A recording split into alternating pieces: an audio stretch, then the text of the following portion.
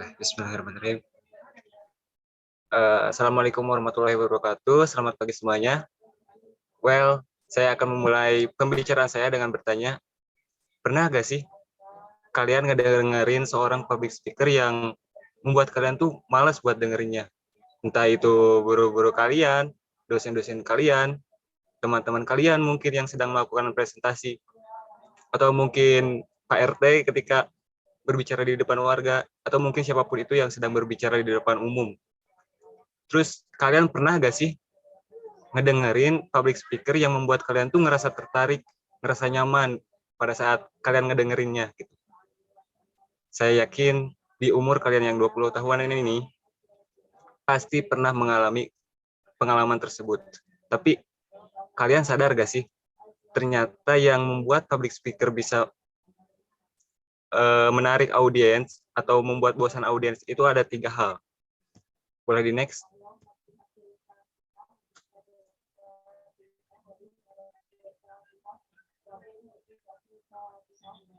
Nah, di sini saya akan menjelaskan 3 hal tersebut atau 3 prinsip agar kalian menjadi public speaker yang baik. Dan apabila kalian peduli dengan 3 hal ini, kalian akan lebih didengar oleh para audiens ketika kalian public speaking nanti. Nah, 3 prinsip itu yaitu topik, trust, and train, atau saya singkat menjadi 3T. Boleh di next?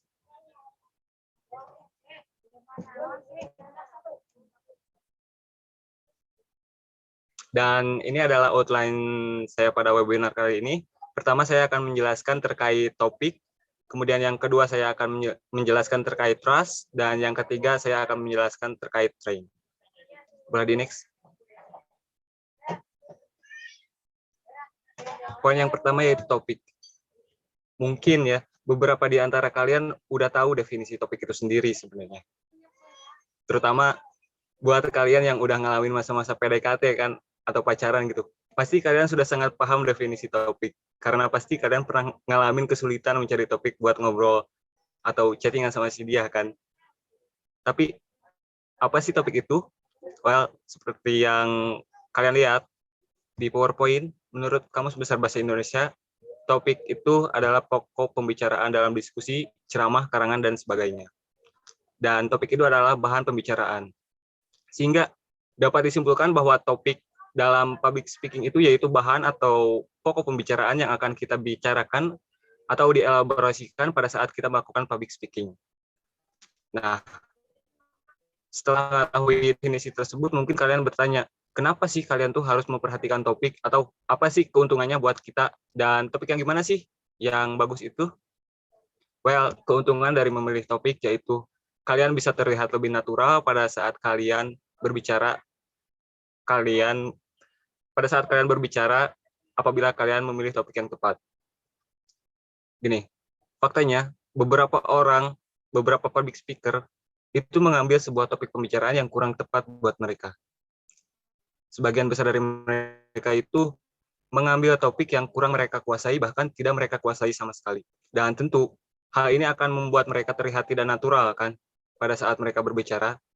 Dan saya yakin pasti kalian tuh bisa membedakan mana public speaker yang menurut kalian menguasai penuh topiknya dan mana yang tidak, sehingga kalian jadi ngerasa malas atau bosan gitu. Dan mungkin kalian berpikir itu waktu kalian main HP, ya entah itu cuma lihat-lihat IG kan, Facebook, Twitter, atau melihatin status dia yang online kan. Well, oleh karena itu, topik yang baik yaitu topik yang kalian kuasai atau sesuai dengan vision kalian. So, kalian harus mikirin diri kalian pada saat menentukan topik. Apakah topik yang kalian ambil sesuai dengan diri kalian, passion kalian, minat kalian atau tidak. Terus, apakah kalian menguasai topik tersebut atau tidak. Dan selain mikirin diri kalian sendiri, tentu kalian itu harus mikirin para audiens pada saat kalian memilih topik. Sebisa mungkin kalian tuh harus tahu apa yang ingin didengar oleh audiens. Gini, coba deh kalian sadari, sebenarnya kita tuh akan cenderung mendengarkan apa yang ingin kita dengarkan. Contohnya, ketika kalian ingin mendengarkan lagu, pasti kalian itu milih lagu yang kalian ingin dengar, yang sesuai dengan keadaan kalian saat ini, yang sesuai dengan kepribadian kalian. Nah, begitu pula audiens, mereka akan cenderung ingin mendengarkan apa yang mereka ingin dengar, apa yang relate dengan keadaan mereka, apa yang sesuai dengan background mereka. Jadi, mau tidak mau, untuk menentukan topik yang relate dengan audiens, maka kalian harus berusaha sebisa mungkin untuk tahu background mereka terlebih dahulu. Boleh di next? Dan poin yang kedua yaitu trust. Sadari atau tidak kalian sadari, kepercayaan terhadap diri kalian pada saat kalian akan tampil atau sedang tampil sangat berpengaruh terhadap performa kalian nanti. Jadi, jika kalian tidak percaya sama kalian sendiri, maka yang muncul di pikiran kalian pada saat akan public speaking itu hanya overthinking, seperti yang dikatakan oleh Trias tadi. Mungkin kalian berpikir gimana nanti kalau audiens gak suka sama penampilan kalian mikirin gimana kalau penampilan kalian lebih jelek dibanding yang lain, kalian mikirin gimana kalau kalian lupa materi, lupa gestur, lupa kalau gak punya ayang, lupa ngisi token listrik, atau pokoknya semua hal negatif kalian pikirin. Boleh di next?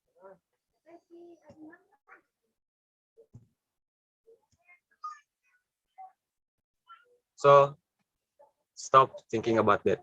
Semua negatif thinking yang ada di pikiran kalian belum sepenuhnya terjadi. Yang ada, kalian tuh bakalan nambah nervous, kalian nambah grogi, kalian nambah kaku, kemudian ngeblank kan, terus muncul keringat dingin. Tapi masih untung kalau keringat dingin kan. Coba kalau keringat panas, mungkin kulit kalian melepuh gitu. Well, daripada kalian mikirin yang enggak, mending kalian fokus sadarkan diri kalian bahwa kalian tuh bisa buat ngomong di depan audiens. Nah, dan pada saat tampil, kalian tunjukkan rasa percaya diri kalian itu sehingga audiens pun akan menilai bahwa kalian tuh mampu menguasai materi tersebut dan kalian layak untuk didengar. Dan audiens percaya dengan apa yang kalian bicarakan nanti. Soalnya lain halnya kan kalau kita tidak menunjukkan rasa percaya diri, maka audiens pun akan sulit untuk percaya ucapan-ucapan kita nanti dan membuat mereka enggan gitu untuk mendengarkan. Boleh di next?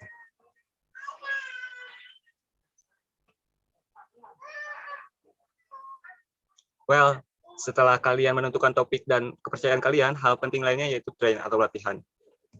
Latihan ini sangat penting dilakukan oleh kalian bila kalian ingin tampil baik di depan audiens dan membuat audiens mau untuk mendengarkan kalian. Karena sadari atau tidak kalian sadari, para audiens itu bisa melihat mana public speaker yang udah latihan dan mana yang enggak. Coba deh kalian flashback ke beberapa hari atau beberapa minggu, beberapa bulan ke belakang. Tapi jangan flashback tentang mantan. Maksudnya coba flashback, kalian ingat-ingat momen di mana kalian menjadi audiens. Mungkin beberapa di antara kalian melihat atau ketidaklancaran public speaker pada saat public speaker itu bicara. Dan mungkin topik public speaker tersebut menarik, tapi cara nyampainya itu kurang atau tidak lancar gitu. Sehingga membuat kalian jadi malas atau kurang minat buat ngedengerinnya. Maka dari itu latihan sangat penting kalian lakukan agar kalian bisa lancar pada saat kalian public speaking nanti. Dan tentunya akan membuat kalian lebih didengar. Nah, ada beberapa tips untuk kalian pada saat latihan. Tapi tentu sebelum latihan kalian harus menyiapkan dulu poin-poin yang akan kalian bicarakan dan kemudian cobalah untuk berlatih mengelaborasikan poin-poin tersebut. Dan setelah itu kalian bisa berlatih bicara sambil menggunakan timer sehingga kalian bisa tahu berapa lama waktu buat nyampein pembicaraan kalian. Dan ini sangat penting buat public speaker, buat kamu. Karena biasanya public speaker itu memiliki waktu yang telah ditentukan, sehingga mau tidak mau kita harus tepat waktu pada saat menyampaikan pembicaraan kita. Dan kemudian kalian bisa berlatih di depan cermin untuk melatih gestur kalian. Karena setidaknya akan dengan berkaca atau dengan bercermin, kalian bisa tahu gestur yang cocok buat kalian nanti gunakan pada saat public speaking nanti. Dan yang terakhir yaitu cobalah kalian berlatih di depan orang yang bisa memberikan feedback buat kalian. Ini sangat penting karena kalian bisa tahu kelebihan kekurangan kalian pada saat kalian bicara, dan tentunya kalian jadi bisa memaksimalkan kelebihan kalian dan mengurangi kekurangan atau kesalahan kalian tersebut pada saat kalian public speaking nanti. Well, itu yang bisa saya sampaikan terkait 3T, topik, trust, and train. Apabila ada pertanyaan, kalian bisa tulis di chat box atau raise hand.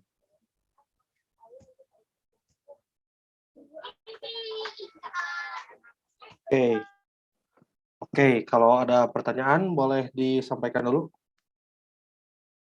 tentang 3T tadi ya.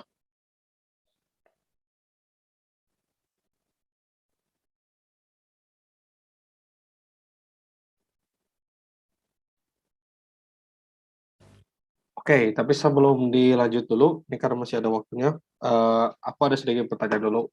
Jadi dari 3T tadi ya, menurut Arya itu pentingnya semua sama atau ada yang lebih penting salah satu?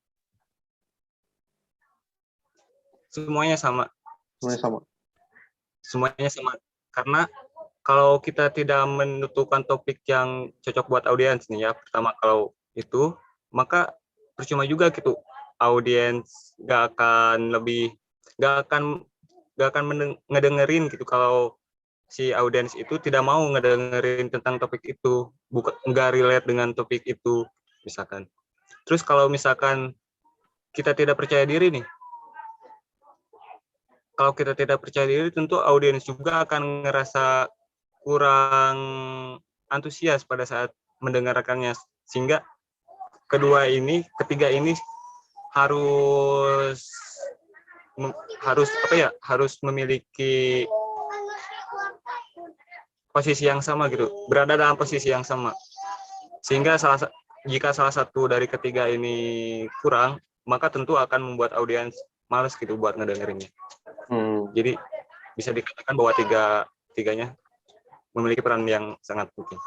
Oke, jadi tiga-tiganya penting ya. Oke, jadi tadi kita udah belajar beberapa poin penting juga dari Trias dan dari Arya. Kalau begitu, ada pertanyaan lagi nih terakhir untuk Arya. Oke, jika tidak ada mungkin, itu ada ya, dari Tribayu. Nah, ini bertanya, ketika menjelaskan satu saya sering pakai gesture, tapi bagaimana gesture yang baik agar sesuai dengan apa yang kita ucapkan? Well, kalau soal gesture yang pertama yaitu yang relate dengan apa yang kalian bicarakan gitu. Contohnya, mungkin pada saat Bayu mau menunjukkan 1, 2, 3 atau poin-poin tertentu, kalian bisa menggunakan tangan kan. Misalkan poin yang pertama yaitu ini, poin yang kedua ini, seperti tadi saya berpresentasi, saya menjelaskan outline kan. Pertama saya akan menjelaskan topik, kemudian saya akan menjelaskan trust, kemudian saya akan menjelaskan train. Nah, kemudian gestur yang kedua yang penting itu yaitu gestur yang tidak keluar dari imaginer box. Jadi kalian bayangkan di depan kalian itu ada kotak. Nah, gestur kalian itu terutama tangan itu nggak boleh melebihi kotak ini. Sehingga kalian harus 1, 2, 3, karena nggak mungkin kan kalau 1, 2, 3 ngapain gitu ke sini, kecuali kalau itu buat fun ya, buat bisa ngehibur audiens, itu boleh. Oke. Mungkin itu yang saya sampaikan. Apa sudah terjawab, Bayu? Oke, kalau begitu mungkin terima kasih banyak Arya atas waktunya, karena waktunya juga sudah selesai.